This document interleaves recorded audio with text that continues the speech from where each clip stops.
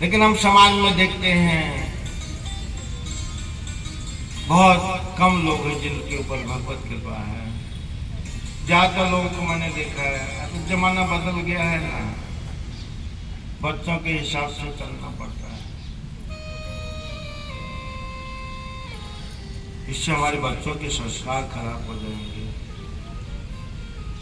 उनको भागवत की शिक्षा दें, भगवत गीता पढ़ने की शिक्षा दें।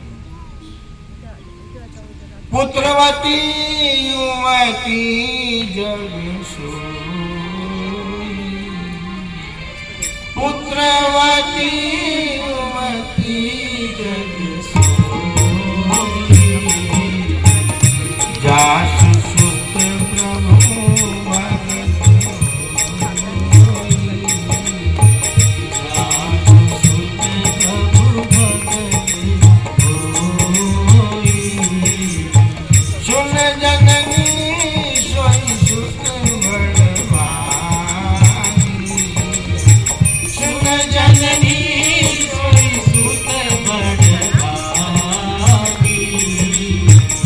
जो कि तुम्हारो वचन अनुरागी, जो कि तुम्हारो वचन अनुरागी। वो माँ की कोख धन्य है जिसकी गर्भ से भगवत भक्त पैदा होता है, और वो बच्चे धन्य हैं जो अपने माँ बाप के आज्ञा का पालन करते हैं। पंचम स्कंद का एक कथा लेता हूँ महाराज भरत का। महाराज भरत इस भूमंडल के सम्राट हैं। भागवत में वर्णन है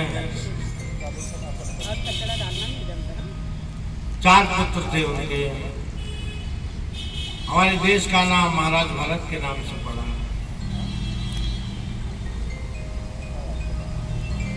और एक दूसरे भरत हुए, शकुंतला और दुष्यंत के पुत्र भरत। चौथी अवस्था में अपने चारों बेटों को चारों दिशाओं का शासन सौंप करके महाराज भरत हरिद्वार में नाम जप करने चले। गंडकी नदी के किनारे, गंगा जी के किनारे जप करते थे हरि नाम का। एक दिन एक गर्भवती हिरनी मृगी दौड़ती हुई हाँफती हुई आई कहीं से। तो जहां पर महाराज जप कर रहे थे उधर से उसे नदी में छलांग लगाई। डरी हुई थी, इससे पानी में कूदते ही उसका प्रसव छूट गया, गर्भ से बच्चा निकल गया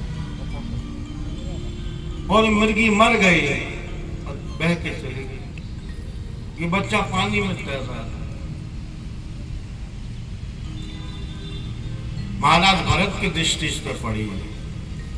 तुरंत अपनी जपमाला नीचे रखी, बच्चे को उठाया,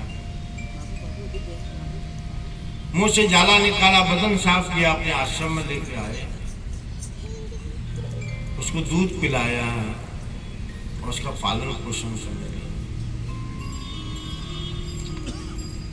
पूरे भूमंडल के राजा सब राजपाट छोड़ करके भजन करने गए, हिरण के बच्चे के चक्कर में पड़े।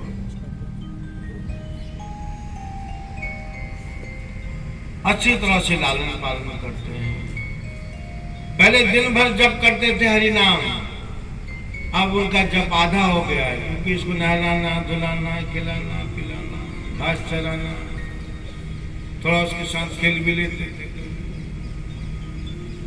वो हिरण बहुत आज्ञाकारी है, थोड़ा बड़ा हो गया, छोटे छोटे सींग आ गए। महाराज कभी जप करते हैं, धूप में बैठे रहते हैं घास में, पीछे से आता है, सिंह से ऐसे पीठ खुजलाता है। राजा को बहुत अच्छा था। कभी कभी डांट देते हैं, मस्ती करता है, बैठ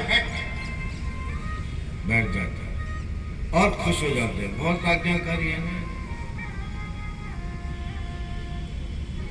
और प्रीति बढ़ गई उससे। और हिरण बड़ा हो गया। एक दिन हिरणों का झुंड आया जंगल में।